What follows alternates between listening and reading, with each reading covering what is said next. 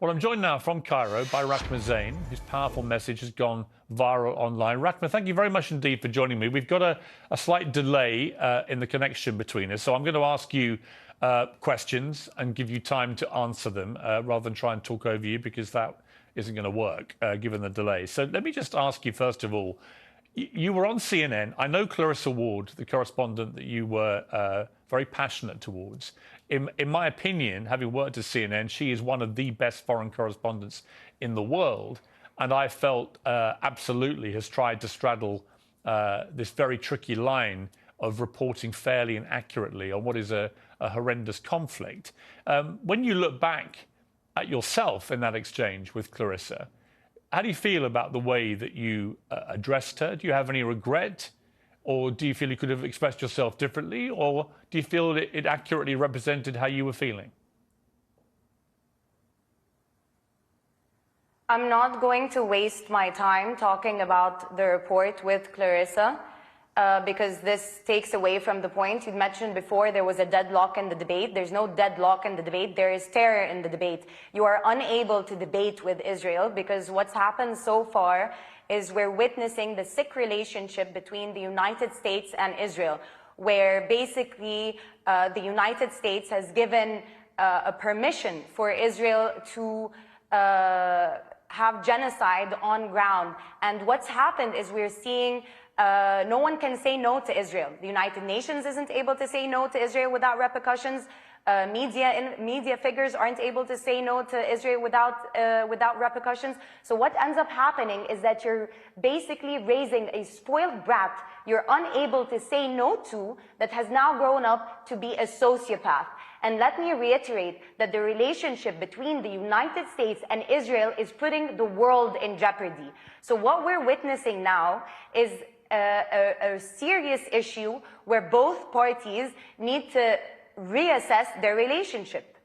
I understand that Biden, because he's pitted his own people against each other and wasted billions of dollars giving them to Israel instead of looking at his own homeless, his own medical care issue, his own student loans issue. So a lot of American people are also extremely angry, and they're also looking at unfair coverage. The reason this video has gone so viral, one, it's alarming that it's gone so viral, because what should be going viral is the footage that we are witnessing out of Palestine, out of the occupied territories, of children being massacred. It's not a war. A war assumes that both parties are on equal footing. Okay, I hear you. What I would say in response to that is that on October the 7th, Hamas, who are the ruling authority in Gaza, committed an act of such heinous terrorism, killing 1,500 people, including 260 people at the music festival. In 1948, no, let me finish, Rachma. Let me finish. What happened let me just then? ask, let me just say, the militia? Rachma, let me just ask you the question. I'm No, you have to let me ask a question. I've been very polite to you and respectful. I've let you have your say. I'm going to say something now to you, and you can respond. Bear in mind there's a delay, so this isn't exactly the easiest debate to have. Well, that's why I said at the start, why don't we let me ask questions, you answer them, and that's the way this can proceed in a respectful manner. I would simply say to you that I've had a number of pro-Palestinian voices on this program in the last 2 weeks, and a number of pro-Israel voices. Many of the pro-Palestinian people I've had on have been very quick to condemn what Hamas did on October the 7th. Some have not. What's your position? Before we get to what you just said to me about what Israel has done and what America's doing and so on, what is your view as someone in Egypt about what happened right on your border there in Gaza by Hamas against Israel? It's a very fair question. But the thing is, maybe I have a privilege being so close to the border, having many Palestinian friends, knowing more history, that I understand that once you oppress a people, and again, I'm not justifying what happened. The killing of civilians on both parts ought to be condemned. But the danger in you starting an interview asking me to condemn Hamas, then pours into Israel's blind defense of its own state, which ends up killing over 5,000 Palestinians, over 700 dead. And going back to the report that you were discussing at the beginning with the CNN reporter, the issue with that is everything is always taken out of context. And this is the issue we have with Western media. Had the journalist been there on ground with the volunteers that night, as for example I was, she would have listened to the bombardment of Israeli bombs that start from 2:30 a.m. and do not stop. She would have also witnessed the fact that we would get an okay from Israel's side. I'm not done. From Israel's side, that the supplies would go in, and then it's like they toy with your morale so that for hope from both sides is stopped. The narrative has got to change. Okay, the idea, I, for example, I don't have the PR of Israel. I don't have the money to hire the Justin Biebers of the world and have them say, pray for Israel and whatnot. But what I do have is the truth. And the reason this video has gone so viral is because people felt it. People felt that it was the truth. Let me ask a question, Rachma. So my question is this. When Hamas did what they did on October the 7th, they will have known, absolutely known, that Israel's response would have been this. And it would have involved the deaths of many thousands of innocent people in Gaza as a consequence of going after Hamas. They will have known that. So my question for you, again, a difficult question. I appreciate this, given that you're right there in the middle of all this. But the difficult question is, how do regular Palestinian people feel that their ruling authority commit an act of terror so heinous, and they must have known how Israel would respond, and they must have known that many thousands of innocent Palestinians would die as a consequence of that terror attack?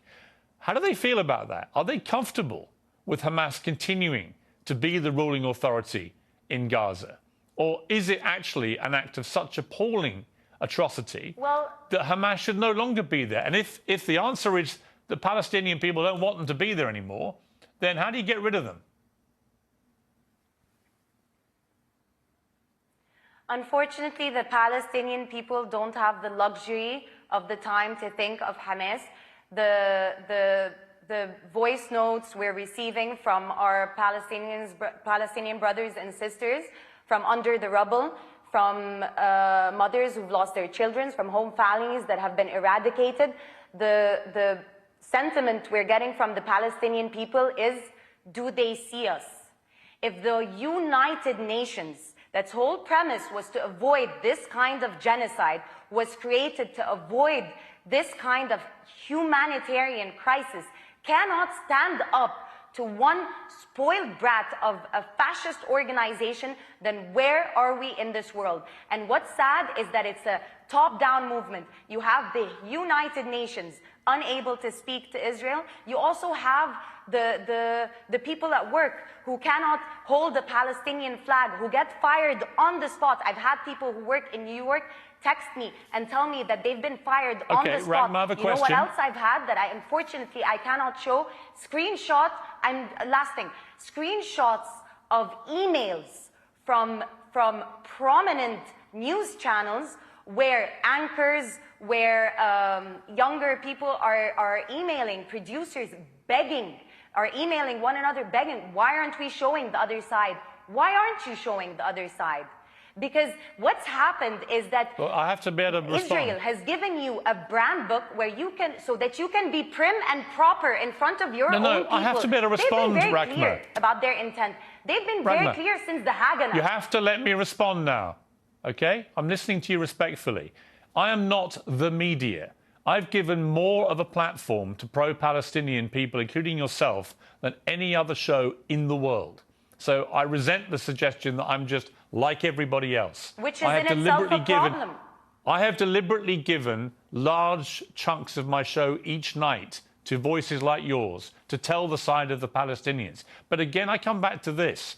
You talk about genocide by Israel against Palestinian people. What do you call the Hamas stated intent? They've made no secret of it. It's their stated intent to wipe Israel off the face of the earth, to kill all Jews. And that's exactly what we saw them try to do on October the 7th. What do you call that if it's not genocide? But you've seen that from the other side. You know, it's interesting because this point brings one to be called and dubbed anti-Semitic.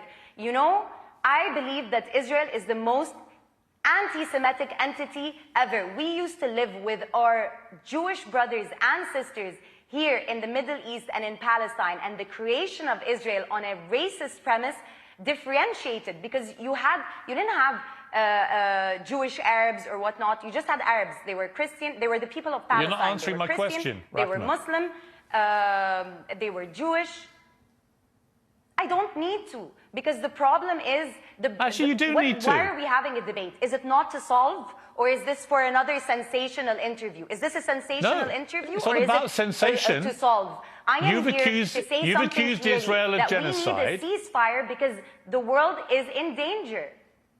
I Well, have I would accused say- Israel of genocide. I am Yes, accusing Israel and of I'm genocide. simply saying this to is you- a genocide. and They I'm have simply said saying it's a to- genocide. Rachma, I hear you, and you're perfectly entitled to that view, although Israel would contest that characterization of what they have been doing, but many would agree with you.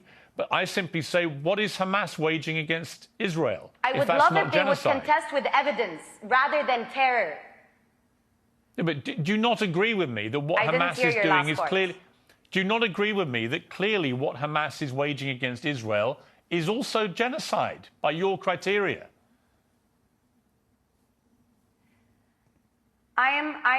You know what's, again, this is a dangerous debate, because what you're trying to put me in is, once I condemn... Just asking you a question.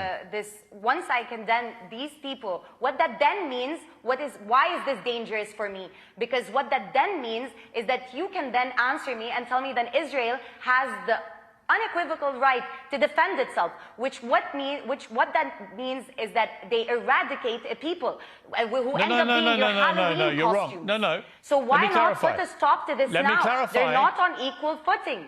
Let me clarify.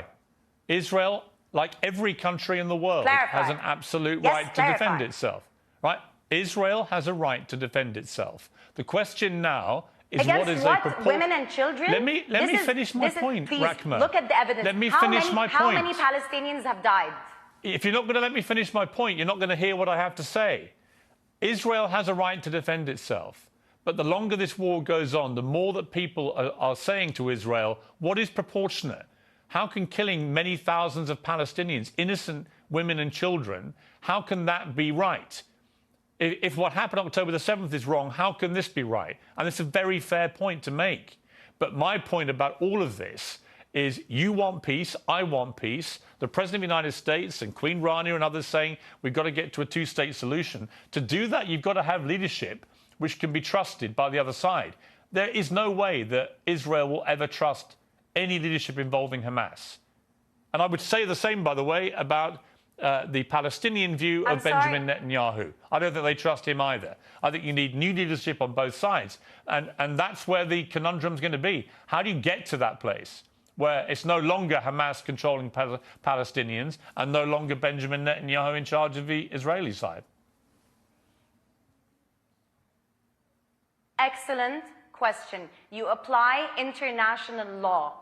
You apply international law. You allow the United Nations to do its job. When the Hamas situation happened, for example, it was supposed to be the Red Cross to go and negotiate.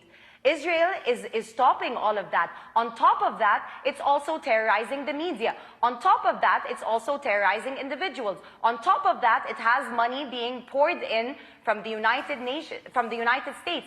On top of that, it has the backing of the European Union. On top of that, it has the backing of Britain that started this whole farce. So what ends up happening is, who's speaking for the Palestinian people? So for a solution to happen, you need to empower the United Nations so that Israel is not making a mockery of the United Nations. How am I needing to reiterate this more and more? I am giving you a solution. Rachma, you're giving me your solution. And you're still telling me Hamas. Rachma, you've just given me... There will always be Hamas if you occupy a people. let me just finish this point. If you occupy a people, if women in labor are having to give birth at checkpoints, if you're having people imprisoned, if you're having this merciless bombardment of Palestinians, you are going to breed Hamas. It starts with the stronger party. Rachma, I've given you a long amount of time. And this today. is why the jargon is dangerous. Okay, I hear you.